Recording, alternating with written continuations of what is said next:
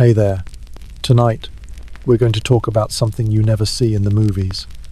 Something that was more dangerous than a gunfight, more common than a cattle drive, and more inescapable than the relentless sun. We're going to talk about the dirt, the grime, the filth. We're going to explore why hygiene in the Wild West didn't just suck, it was a constant, life-threatening challenge. Hollywood gives us heroes with clean teeth, crisp shirts, and only a tasteful smear of dust on their cheekbones. The reality was a world without running water, without sewer systems, without germ theory, and without a modern understanding of how sickness spreads. It was a world where the simple act of drinking a glass of water was a gamble, and where a minor cut could lead to a slow, agonizing death. We're going to peel back the romantic veneer and take a look at the visceral, sensory reality of daily life in the 19th century American West. A world where the struggle for cleanliness was as profound as the struggle for food or shelter.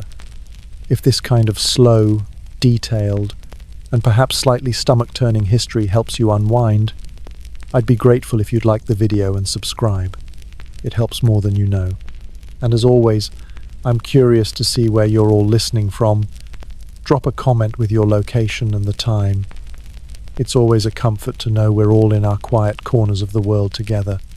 Now, settle in, dim the lights, take a moment to appreciate the clean sheets on your bed and the fresh air in your room. You're going to need that perspective. Let's journey back to a time when life was, by our standards, incredibly unclean. The great unwashed, the reality of bathing. Let's begin with the most basic form of hygiene, cleaning your own body. In your modern life, it's a simple daily ritual. You turn a handle, and a stream of clean hot water appears as if by magic. For you, a person living in the 1870s West, the concept of a daily shower would be as fantastical as the idea of flying to the moon. Bathing was not a ritual, it was a major, infrequent, and exhausting project. First, consider the water. You don't have taps. You have a well, if you're lucky, or a creek if you're not.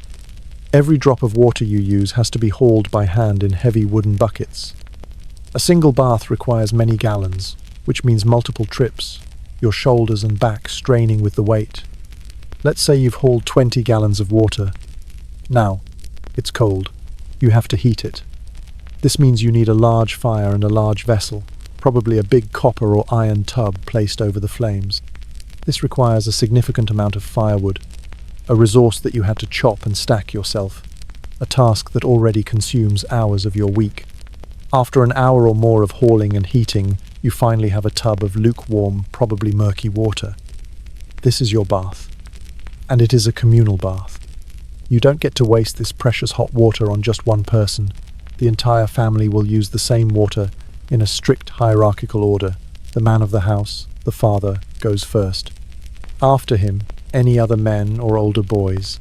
Then comes the mother, the woman of the house. And last of all, the children, who will be washed in the now cool, grey, scummy water left behind by everyone else. What about soap? You don't have fragrant, gentle bars of soap. You have lye soap, which you likely made yourself. The process is a smelly and dangerous one. You take wood ashes from your fireplace and place them in a hopper. You pour water through the ashes, and the liquid that drips out is a caustic chemical solution, lye. You then boil this lye with rendered animal fatty leftover grease from butchering a pig or a cow 4 hours until it saponifies. The resulting soap is a harsh, abrasive, brown or yellow substance that is incredibly effective at cutting grease and dirt, but it's also incredibly harsh on the skin. It strips away all the natural oils, leaving your skin dry, cracked, and irritated. Given the immense labor involved, it's no surprise that a full-body bath was an infrequent event. For many, it was a Saturday night ritual at best. For others, it might be a monthly or even seasonal affair. People would go an entire winter without a proper bath, making do with a quick wipe of the face and hands in a basin of cold water in the morning. This lack of bathing meant that people lived in a state of perpetual grimminess. Their bodies were covered in a layer of sweat, dust, and environmental dirt. Their hair was oily and often home to lice.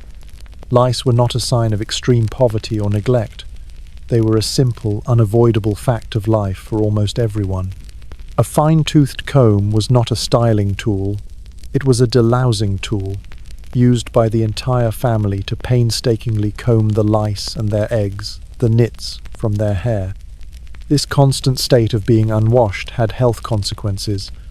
The layer of grime on the skin could block pores and lead to boils, rashes, and other skin infections. A simple scratch, if not kept clean, an almost impossible task, could easily become infected. But the cultural attitude was also different.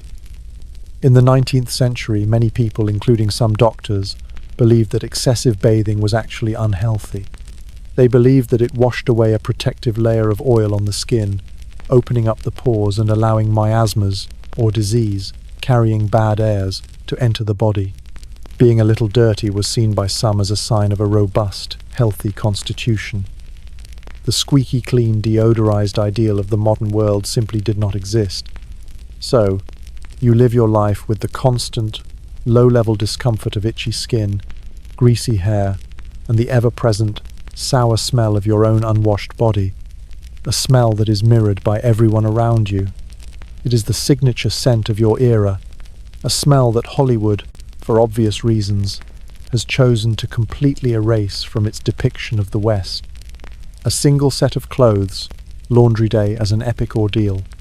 If bathing your body was a rare and difficult task, then cleaning your clothes was an even more monumental undertaking.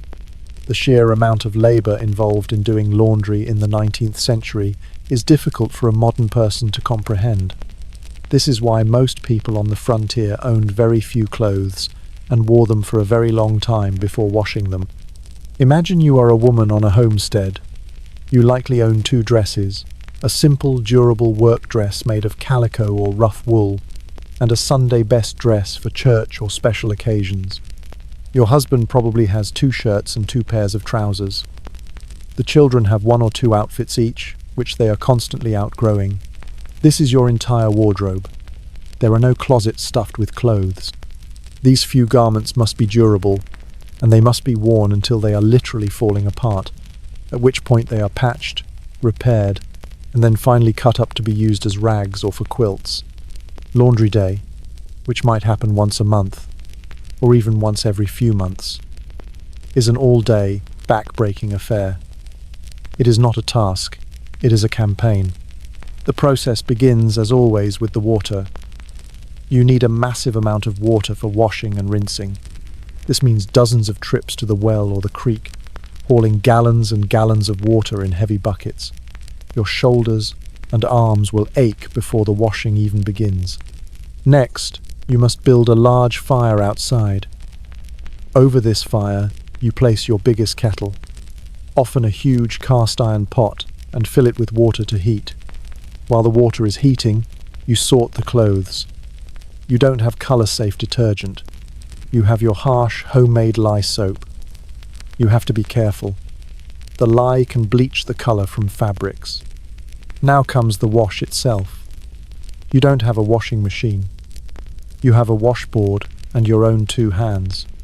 The washboard is a simple, corrugated piece of wood or metal set in a frame. You kneel over a large wooden tub filled with the hot water and shaved lye soap.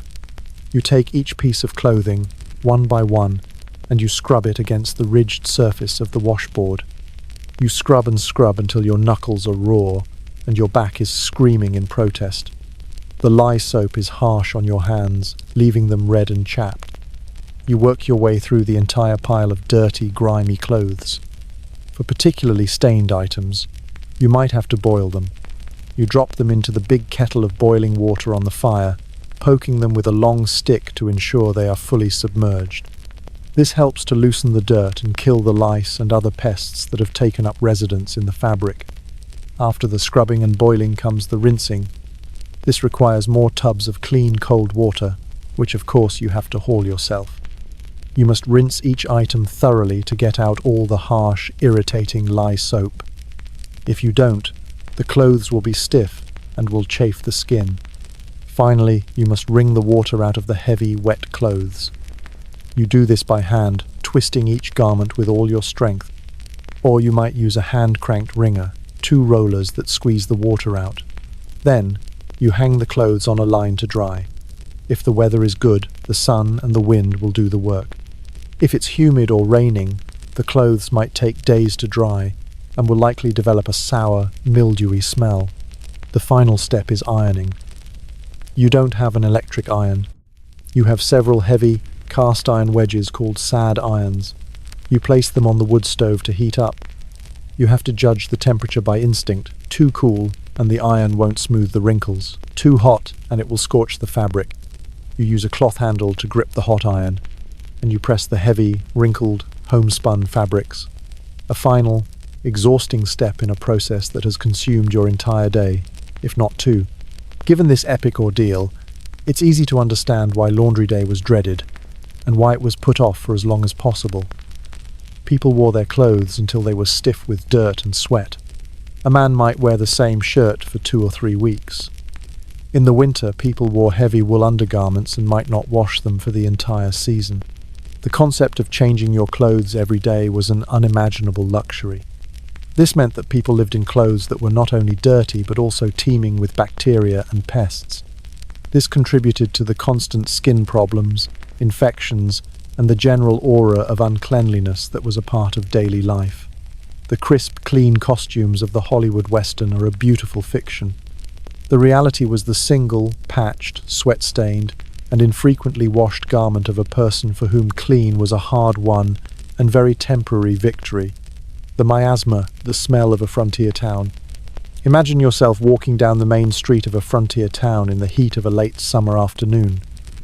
The most powerful and inescapable sensation would not be the sight of cowboys or the sound of a saloon piano. It would be the smell.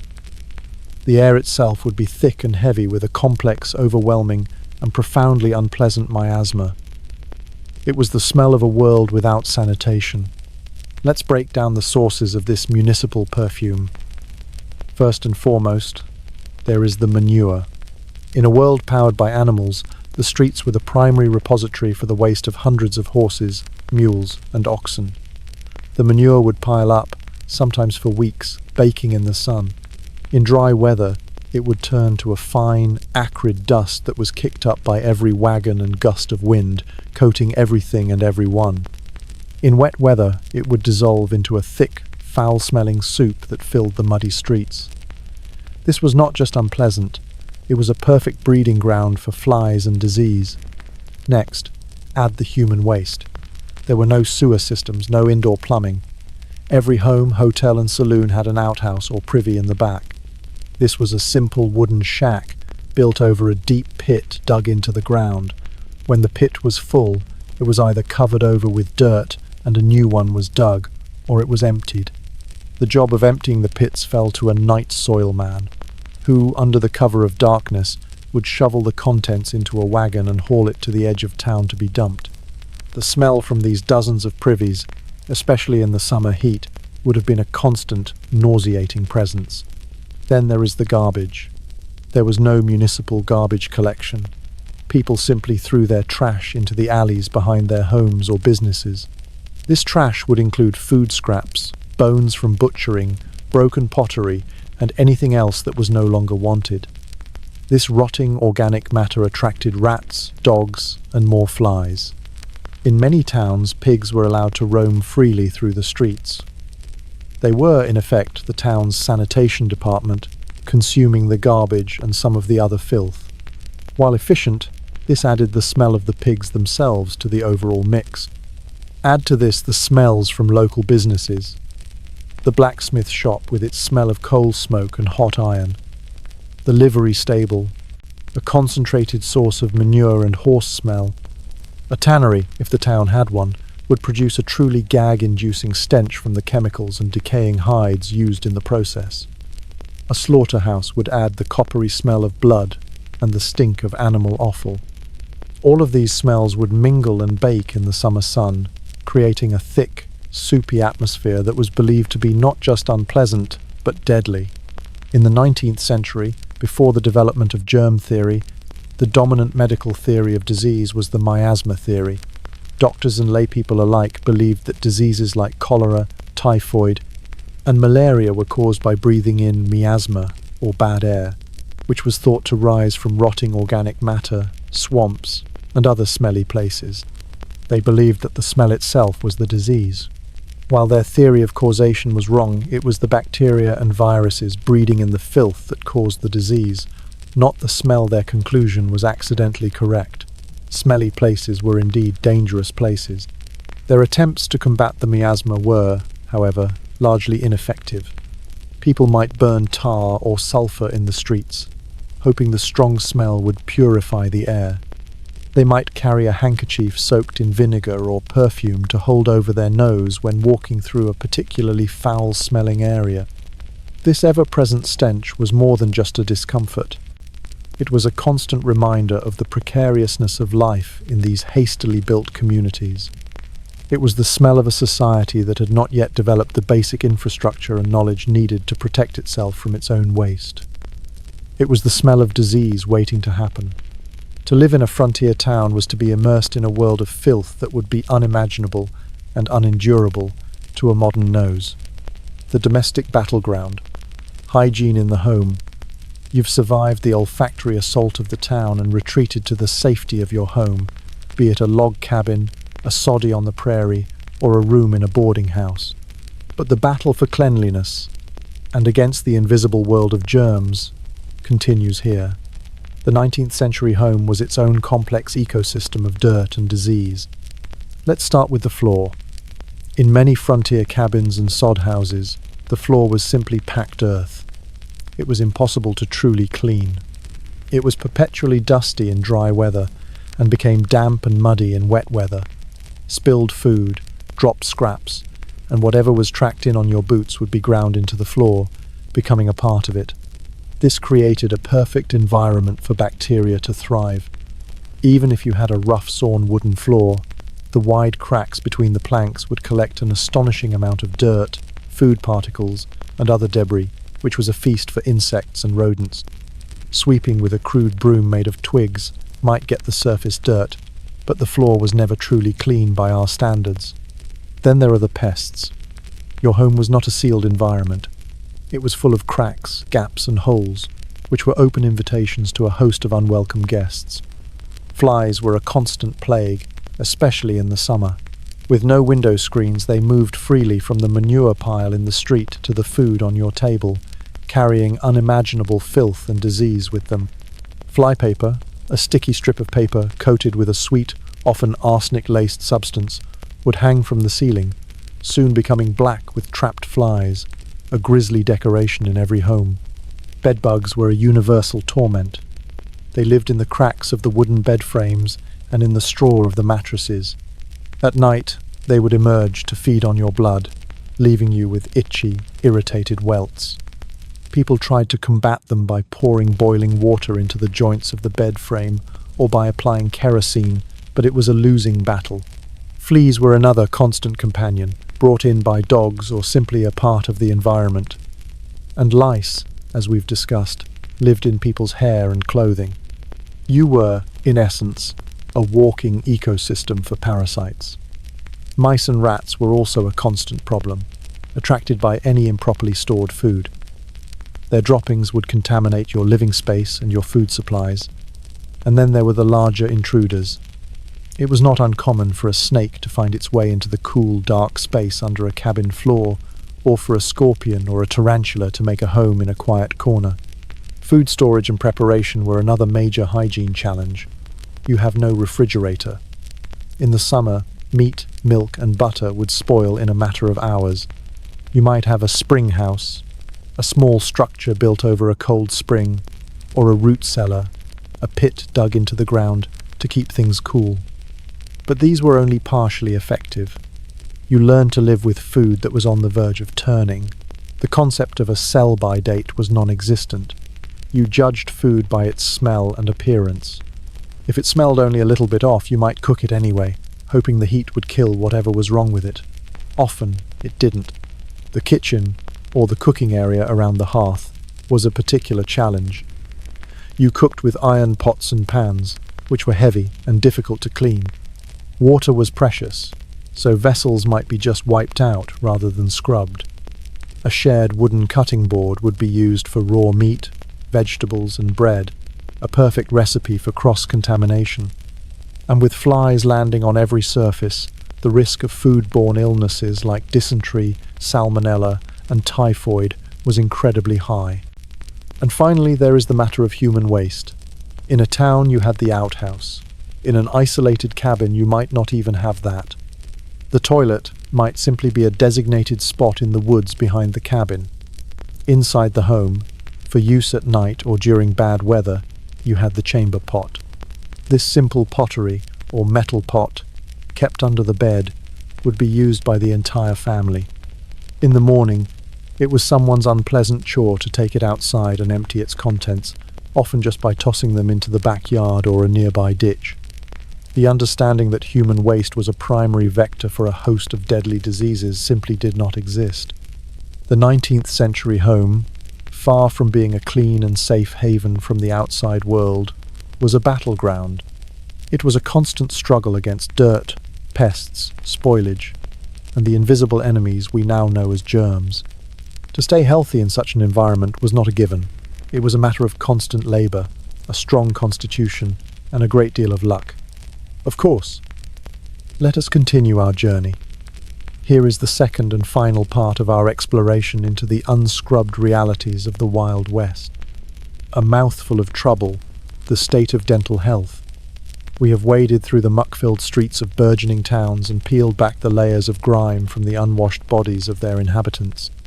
Now, we must turn our attention inward, to a far more personal, intimate, and often excruciating theatre of poor hygiene, the human mouth. In an era that existed long before the advent of modern dentistry, before the sterile gleam of a dental office and the gentle hum of its equipment, the mouth was not a feature to be proudly displayed, but a cavern of chronic, unrelenting misery. The modern cinematic image of a frontier hero flashing a row of perfect, dazzlingly white teeth is perhaps the most audacious and insulting lie in the mythology of the West. The stark reality for the common person was a daily, inescapable landscape of rampant decay, festering infection, agonizing pain, and inevitable loss. The mouth was a battlefield, and it was a war that nearly everyone lost. Let us begin with the absolute basics of oral care, or rather, the profound lack thereof. You do not own a toothbrush. Such an implement, if you were to even encounter one, would be considered a bizarre and expensive novelty, an affectation of the decadent urban elite.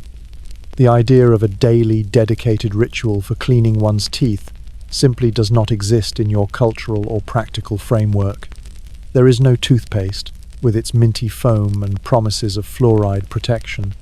The closest you or your family might come to any form of dental cleaning is a rudimentary and infrequent scraping. You might take a corner of a rough, homespun cloth, dip it into a bit of salt for its mild antiseptic properties, or perhaps into a pinch of soot scraped from the inside of the chimney, and rub it vigorously against your teeth.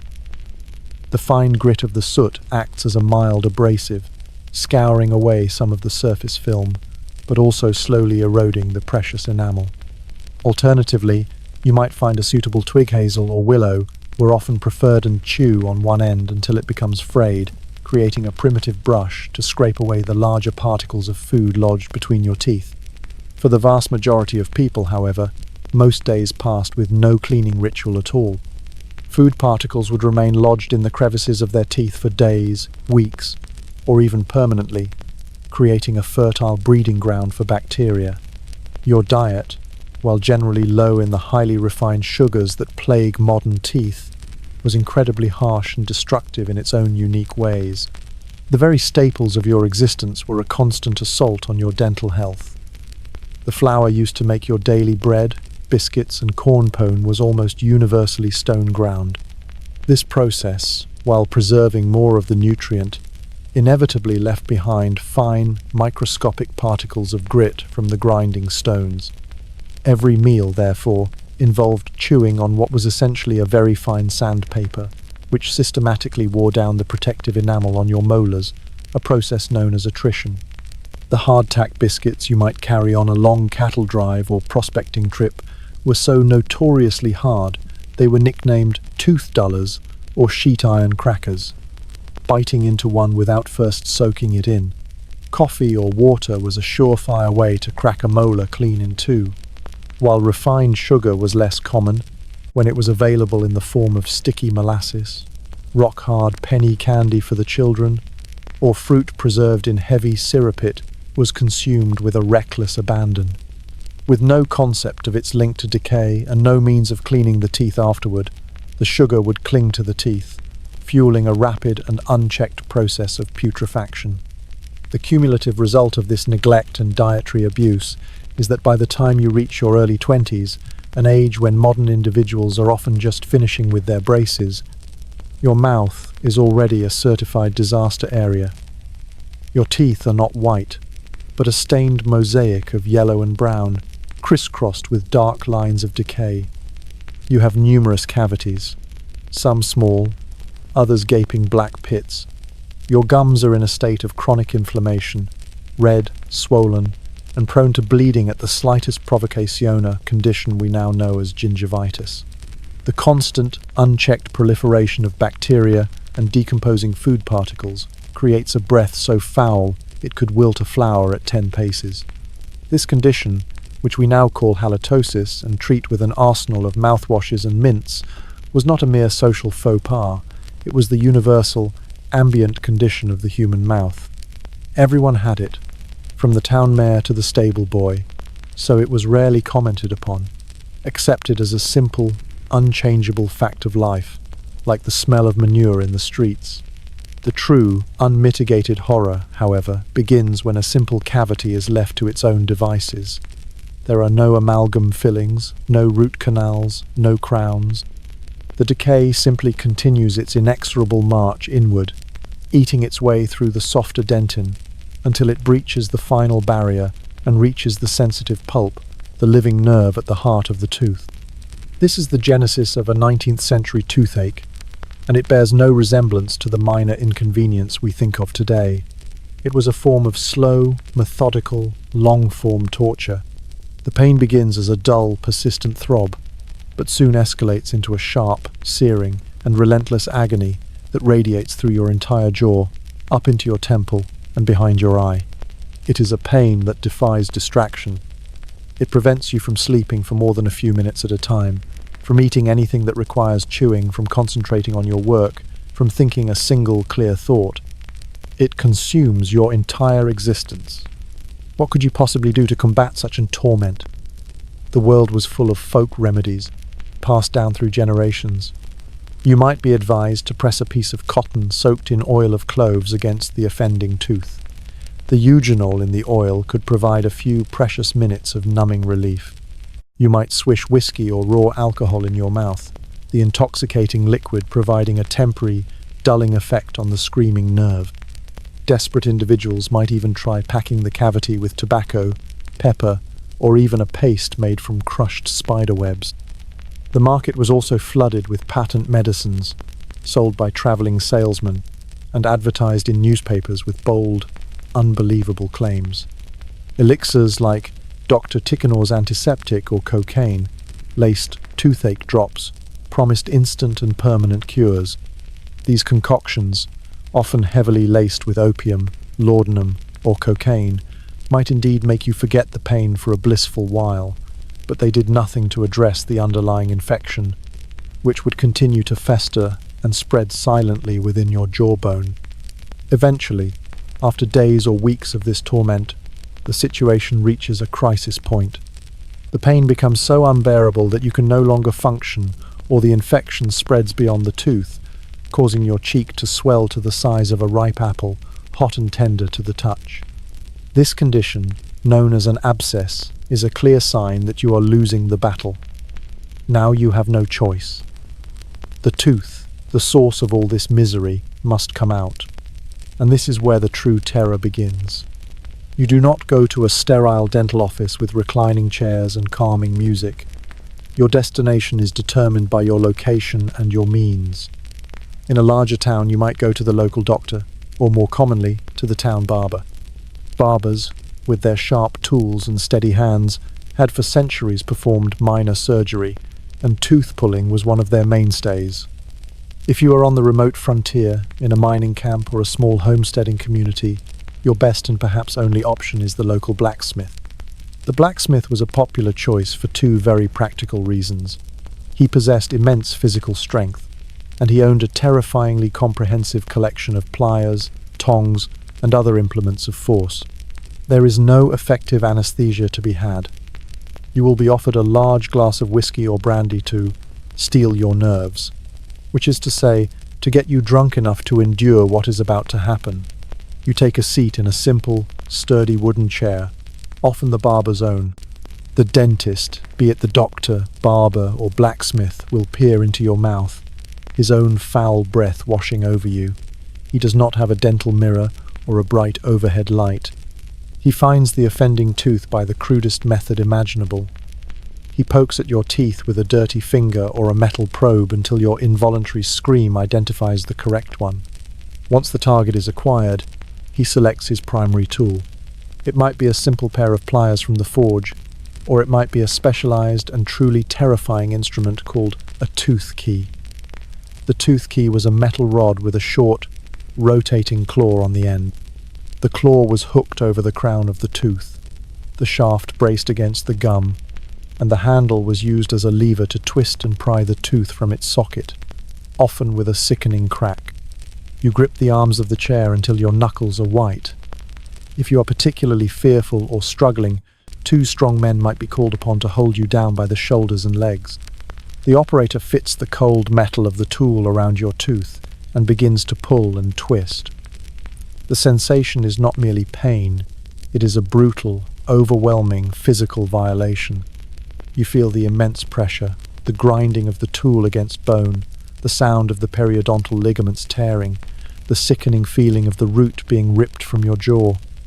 The operator, sweating and grunting with effort, puts his entire body weight into the task.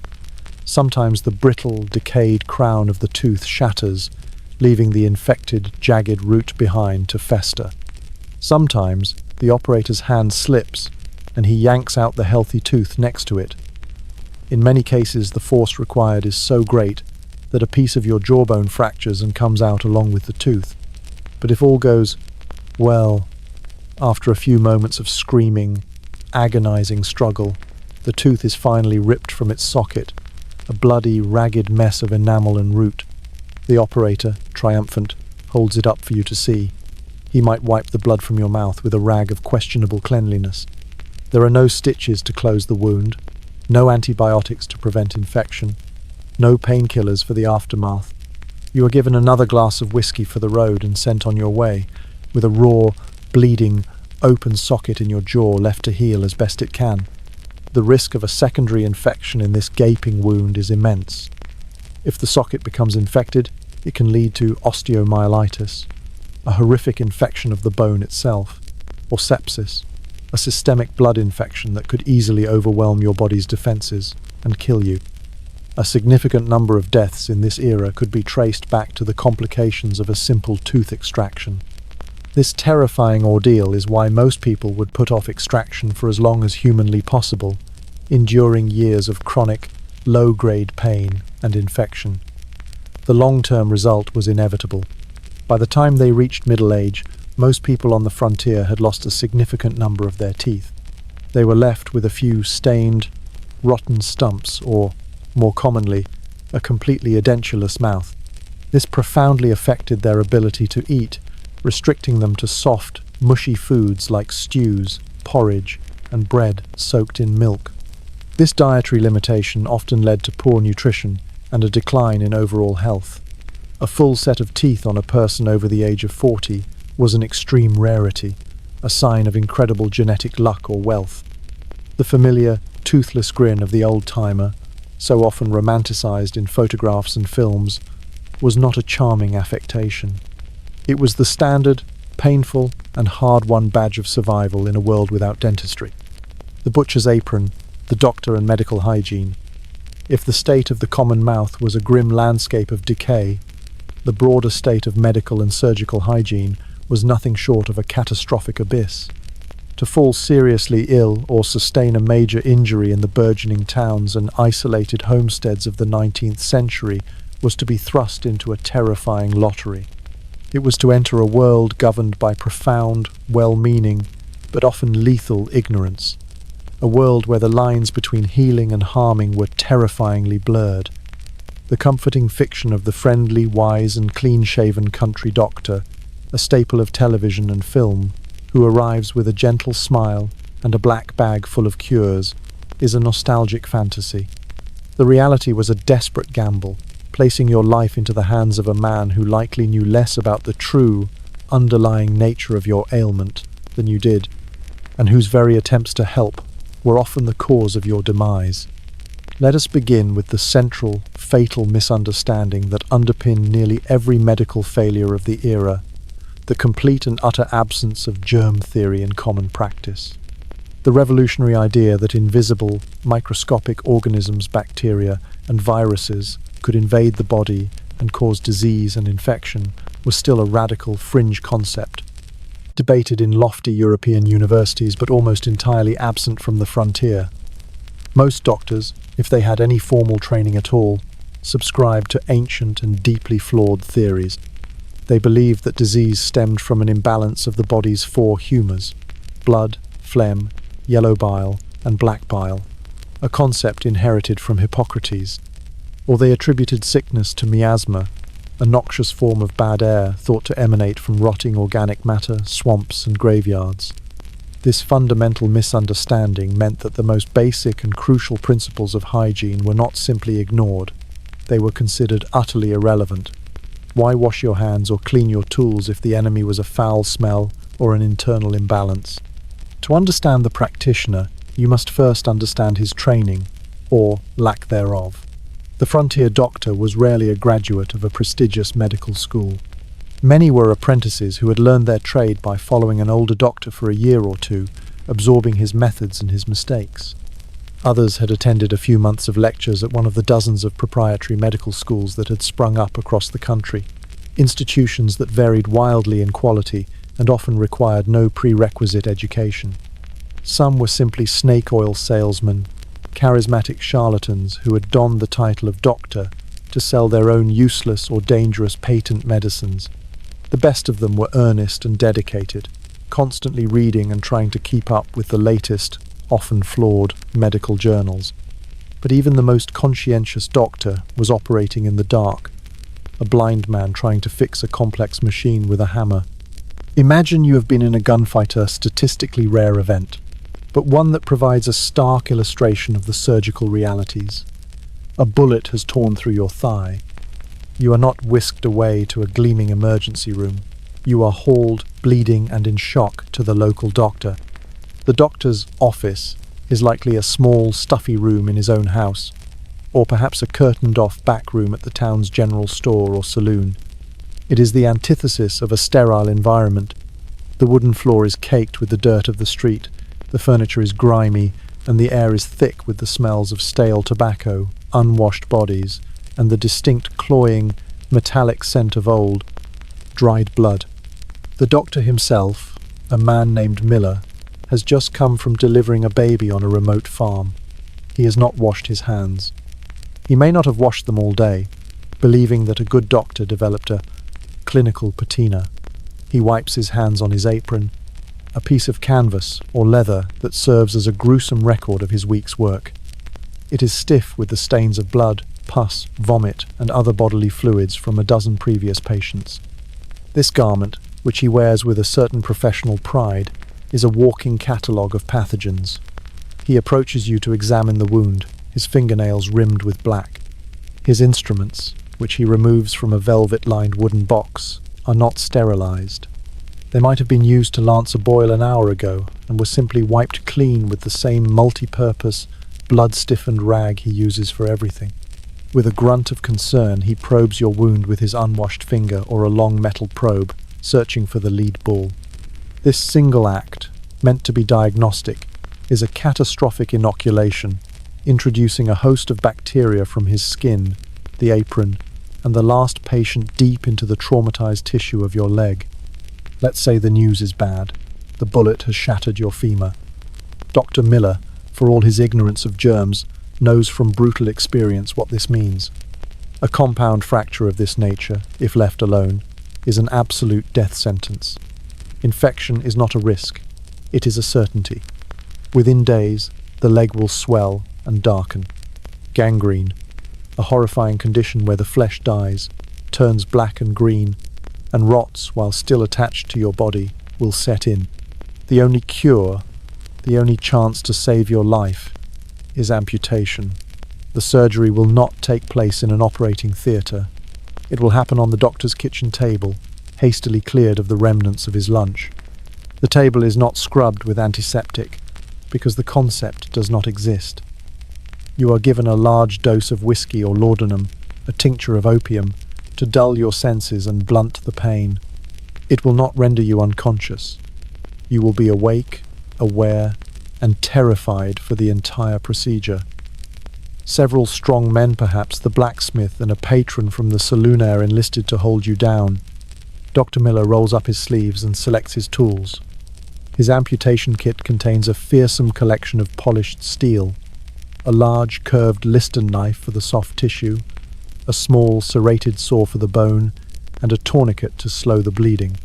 He makes the primary incision with the knife, which was last used to open an abscess on a trapper's back. He works quickly, cutting a flap of skin and muscle down to the bone.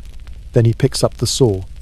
The sound of it grating through your femur, a wet, vibrating crunch, is a sound that will echo in your nightmares for the rest of your short life. You scream, you struggle, but the men hold you fast. Once the severed lower leg is tossed into a bucket, the doctor ties off the major arteries with silk thread from his pocket. To stop the remaining bleeding, he takes a cauterizing iron from the fire, its tip glowing a dull red. He presses it against the stump of your leg. The hiss of your own flesh burning and the sickeningly sweet smell of it cooking fills the room and your nostrils. Finally, he stitches the flap of skin closed over the raw stump with a simple needle and thread. The wound is not cleaned with carbolic acid or any other antiseptic. It is packed with lint scraped from old linen sheets and collected in unwashed container sand covered with a bandage.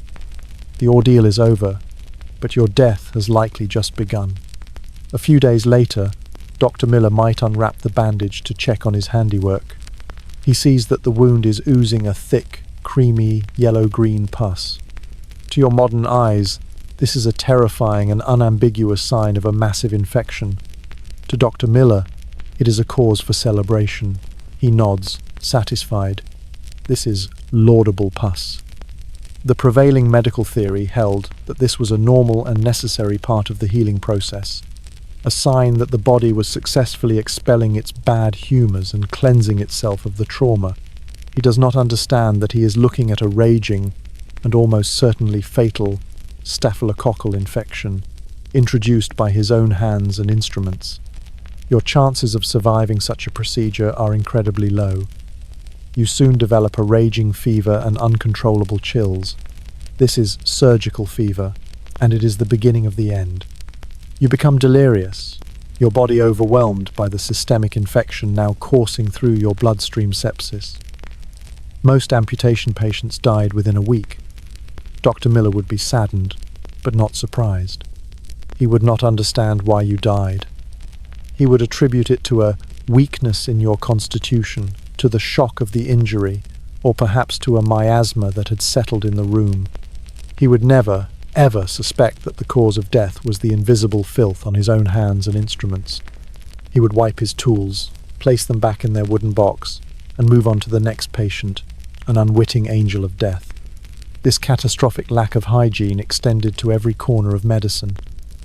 In childbirth, doctors would move from an autopsy on a woman who had died of childbed fever directly to the delivery room, carrying the deadly Streptococcus bacteria with them and infecting one new mother after another. A hospital, where they existed, was not a place you went to get better. It was a place you went to die, a festering concentration point for every imaginable infection. Bandages were washed and reused. Bedding was rarely changed between sick and dying patients.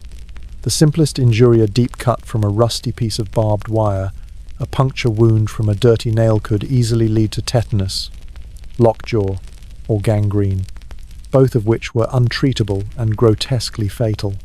In the world of 19th century frontier medicine, the doctor's blood-stained apron was often as dangerous as the butcher's. He was a man fighting a war against an enemy he could not see, and his every action, performed with the best of intentions, only served to arm that invisible foe. Childbirth and infant care, a deadly beginning. For the women who settled the vast and unforgiving landscapes of the American West, the pervasive lack of hygiene presented its most intimate and terrifying threat during the very act that was supposed to perpetuate life, childbirth. In an era that predated the understanding of sterile procedure, antibiotics, and modern obstetrics, the process of bringing a child into the world was arguably one of the most dangerous undertakings a woman could face. It was a crucible of life and death, a moment of profound hope, shadowed by an equally profound dread. For every triumphant story of a successful birth in a rustic log cabin, for every family that grew and thrived, there were countless unwritten tragedies, quiet stories of mothers lost to raging fevers, and of infants who survived only a few agonizing days or weeks. The frontier was built not just on hope and grit, but on a foundation of female suffering and staggering infant loss. Let us place you in this moment. You are a young woman named Elspeth, not yet 20 years old, and you are about to give birth to your first child. You are not in a hospital ward, surrounded by medical professionals. You are in your own homey, a one-room log cabin you share with your husband, its chinks sealed with mud and moss against the ceaseless prairie wind. Or perhaps it is a dark, damp sod house, cool in the summer but smelling perpetually of earth and decay. The birthing room is your living room, your kitchen, and your bedroom, all in one. You are attended not by a trained obstetrician, but by a small gathering of women from the sparse community. There is your mother-in-law, your closest neighbor from 2 miles down the creek, and the local midwife, a woman named Goody Putnam. She is a kind, weathered woman in her 60s, her face a roadmap of hardships endured. Her knowledge is vast, but it is a knowledge based entirely on folk tradition, anecdotal experience, and remedies passed down through generations, not on medical science. She has delivered dozens of babies, and is respected for her calm demeanor and her knowing hands. Yet those hands, which will soon guide your child into the world, are the greatest threat you face. The environment itself is a minefield of pathogens. The bedding you lie on, though your cleanest sheets, is not sterile. The water simmering in a pot over the Farir ritual performed without understanding its true purposes, likely drawn from the same creek where the livestock drink and relieve themselves. The hands of Goody Putnam, the hands that will check your progress and deliver your baby, are not scrubbed with antiseptic soap. She may have just come from tending to her own sick child, or from butchering a chicken for supper, or from mucking out a stall. She wipes her hands on her apron, a simple, practical gesture. The concept that she could be carrying invisible, deadly organisms on her skin, that her touch could be a death sentence, is utterly and completely unknown. To suggest she wash her hands would be a grave insult to her experience and her good intentions. If the birth is straightforward, if nature follows its intended course without deviation, you may be fine.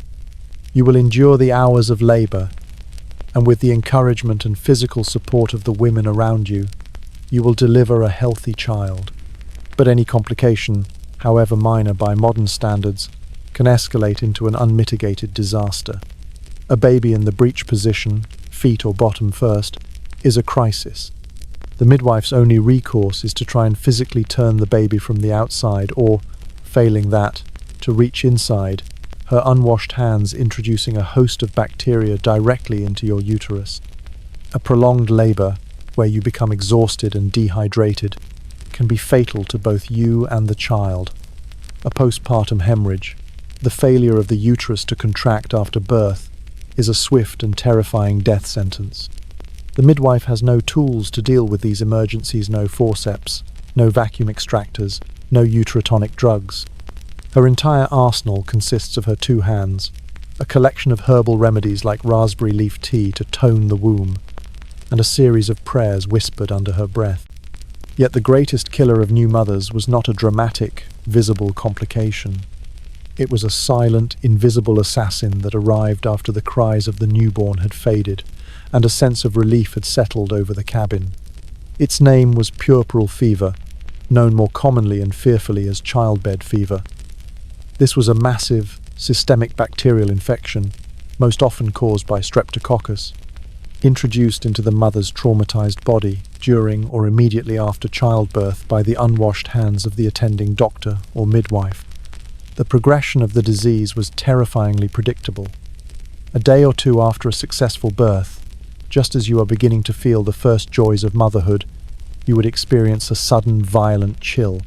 Your teeth would chatter uncontrollably as a raging fever took hold. This would be followed by severe, unrelenting abdominal pain and a foul-smelling discharge. The midwife might dismiss it as a simple fever, but soon the infection would spread from the uterus into the bloodstream, a condition we now call sepsis. You would become delirious, your body overwhelmed by the bacterial onslaught. In most cases, a painful, agonizing death would follow within a week. Entire epidemics of childbed fever could sweep through a community, passed from one new mother to the next by the same well-meaning but contaminated attendant.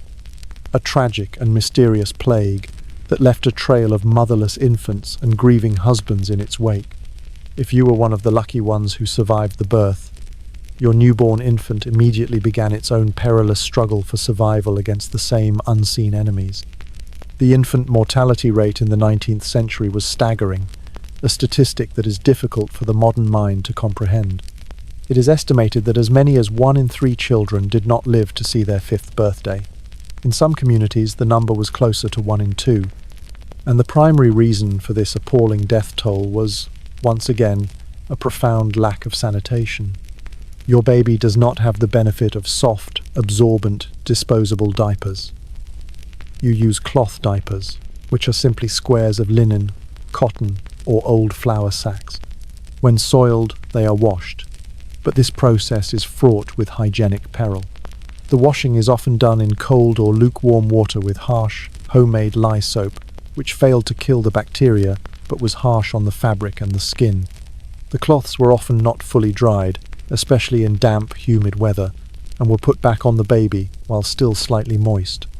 This meant your baby was perpetually wrapped in a damp, bacteria-laden cloth, a perfect recipe for constant, painful diaper rash that could become so severe the skin would blister and bleed, opening a pathway for infection. Feeding was another daily source of danger. If you were able to breastfeed successfully, your child had a much, much better chance of survival.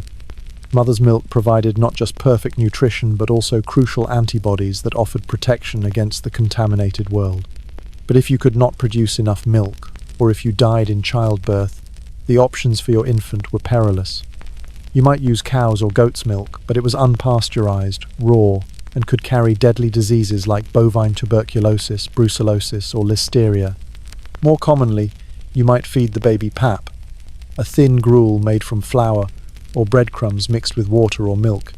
This mixture, prepared with contaminated water in an unsanitized kitchen and fed to the baby from a difficult-to-clean bottle or with a shared family spoon, was a perfect vehicle for transmitting bacteria.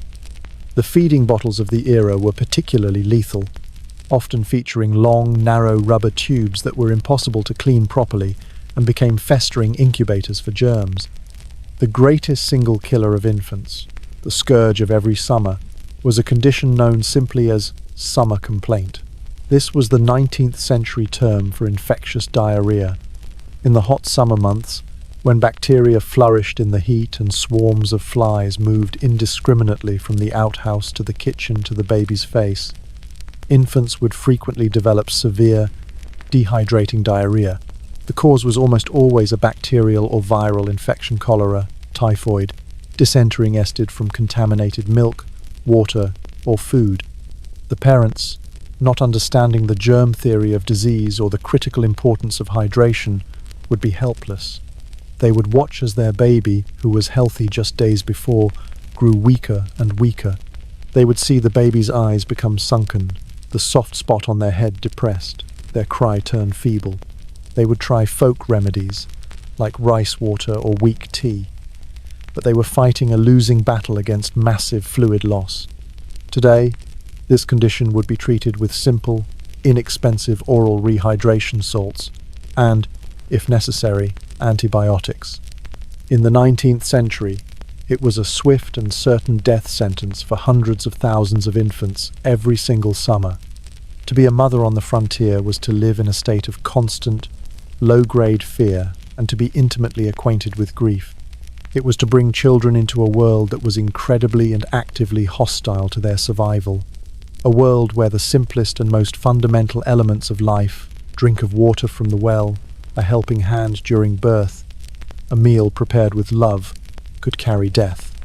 The small, heartbreakingly numerous children's graves that dot the landscape in old, forgotten frontier cemeteries are a silent, stark testament to this brutal reality. Each small stone represents a universe of lost hope, a mother's silent, unending scream against a world that took her child for reasons she could never possibly understand. The questionable meal, food and water hygiene. We have touched on the monotony of the frontier diet, but we must now look closer at its dangers. In a world without refrigeration, food safety was a constant, and often losing, battle. Every meal was a gamble, a game of Russian roulette with microbes. The concepts of pasteurization, food safety regulations, and expiration dates were far in the future. Your primary tools for judging food were your own senses of smell and sight, and they were not always reliable. Let's begin in your frontier kitchen. It is not a place of gleaming surfaces. The table you work on is wood, its cracks filled with the residue of past meals. The flies are a constant presence, moving from the outhouse to your food preparation surfaces, their feet carrying a microscopic cargo of filth. Meat is the biggest challenge. After an animal is butchered, the clock starts ticking. In the summer heat, fresh meat will begin to spoil in a matter of hours. You must cook it and eat it immediately. Any leftovers are a risk. You might store them in a pie safe, a wooden cabinet with punched tin panels that allowed for some air circulation, but this did little to halt the process of decay. People became accustomed to the taste of meat that was slightly off. They might try to disguise the taste of spoilage with strong spices, if they had them, or they would simply eat it and hope for the best. This often led to severe food poisoning. To preserve meat for the long term, you rely on salt and smoke. Salting meat, by packing it in barrels of salt brine, created salt pork and bacon. Smoking meat over a slow fire created jerky and smoked hams. These methods were effective at preventing spoilage, but they made the meat incredibly salty and tough. Milk and dairy were another daily hazard. The milk you get from your family cow is warm and unpasteurized. It is a perfect medium for the growth of bacteria, including tuberculosis, which could be passed from an infected cow to a human. The milk would spoil quickly. Any cream that was skimmed off to make butter had to be used right away. The butter itself could quickly become rancid, developing a sharp, cheesy taste. Again, people would often eat it anyway, masking the flavor if they could. Even the dry goods you bought from the general store were a risk. There were no food safety regulations. A barrel of flour might be infested with weevils, a sack of cornmeal might be moldy, and there was the problem of adulteration. Unscrupulous merchants would often mix cheaper substances into their products to increase their profits. Flour might be cut with chalk dust or plaster. Coffee might be mixed with ground acorns or chicory. Pepper was often diluted with what was known as digger dust. These adulterants were not just a cheat, some of them could be harmful, but the single greatest threat, the most common source of deadly disease on the frontier, was the water. The link between contaminated water and diseases like cholera and typhoid was not yet widely understood. People chose their water sources based on convenience and appearance, not on safety. In a town, you might get your water from a communal town well. But this well was often just a shallow pit, dug just a few yards away from the town's leaking privies and its manure-filled streets. The filth from the surface would seep through the soil and directly into the drinking water supply. Or you might get your water directly from the river that ran through the town. This was the same river that the town's slaughterhouse and tannery likely dumped their waste into, and the same river that served as the town's de facto sewer. On a homestead, your water source might seem cleaner, a clear, running creek, but you had no idea what was happening upstream. A dead and decaying animal might be lying in the water just around the bend. A family living a mile upstream might be dumping their waste into the same creek. The result was that the water, the substance most essential for life, was often a vector for death. A single contaminated water source could sicken an entire town. A cholera or typhoid epidemic could sweep through a community with terrifying speed. People would begin to come down with high fevers, headaches, and severe diarrhea. They would grow weaker and weaker, and many would die. The survivors would have no idea that the cause of the epidemic was the very water they were drinking every day. This is why many people on the frontier were suspicious of water. They preferred to drink coffee, tea, or alcohol. The process of boiling water to make coffee or tea would kill most of the dangerous bacteria, making it a much safer, albeit unintentionally, beverage. And the alcohol in beer and whiskey also had an antiseptic effect. The image of the hard-drinking cowboy was not just about letting off steam. It was in part a pragmatic response to a world where a simple glass of water could kill you. The slow dawn of cleanliness. Our journey through the unhygienic world of the Old West has been a grim one. It can be easy to look back with a sense of modern superiority, to judge the people of the past for their filth and their ignorance. But that would be a mistake. They were not stupid or lazy. They were living in a world defined by the limits of its knowledge and its technology. The taming of the West was not just a story of railroads and barbed wire. It was also the story of a long, slow, unglamorous and heroic battle against the invisible world of microbes. And it was a battle that was eventually, and thankfully, won. The change did not happen overnight. It was a gradual dawning, a slow creep of new ideas and new technologies from the East Coast into the developing West. The most important change of all was the slow acceptance of the germ theory of disease. The work of scientists like Louis Pasteur and Robert Koch in the 1860s and 70s proved that diseases were caused by specific microorganisms. This was a revolutionary idea that would completely transform medicine and public health. As this knowledge spread, doctors, even on the frontier, began to change their practices. By the 1880s and 90s, the idea of antiseptic surgery, championed by Joseph Lister, began to take hold. Doctors started to understand the importance of washing their hands, of sterilizing their instruments in boiling water or carbolic acid, and of using clean bandages. The survival rates from surgery began to climb. The concept of laudable pus was replaced by the understanding that pus was a sign of a dangerous infection to be fought, not a sign of healing to be welcomed. Change also happened within the home, and it was often driven by women. As magazines and books from the East brought new ideas about sanitation and domestic science, women became the primary agents of a public health revolution. They began to understand the connection between cleanliness and health. They fought for cleaner homes, for screens on windows to keep out flies, for better food preservation techniques, and for the proper disposal of waste. They were the frontline soldiers in the war against germs. In the more established Western cities, the late 19th century saw the beginnings of major public health initiatives. Towns began to invest in municipal infrastructure. They built public waterworks, systems that would pipe in cleaner water from protected sources upstream, rather than relying on contaminated town wells. They built the first sewer systems to carry human waste away from the community. They organized municipal garbage collection and passed ordinances against letting livestock roam freely in the streets. These were expensive, massive undertakings, but they had a dramatic and immediate impact on the health of the public. The great, sweeping epidemics of cholera and typhoid became less and less common. The marketplace also changed. The passage of the Pure Food and Drug Act in 1906, while technically after the closing of the frontier, was the culmination of decades of growing public concern about spoiled and adulterated food. The government began to regulate the food supply, ensuring a new level of safety for consumers. Personal hygiene products also became more widely available and affordable. Mass-produced, milder soaps replaced the harsh homemade lye soap. Toothbrushes and tooth powders became common items in the general store.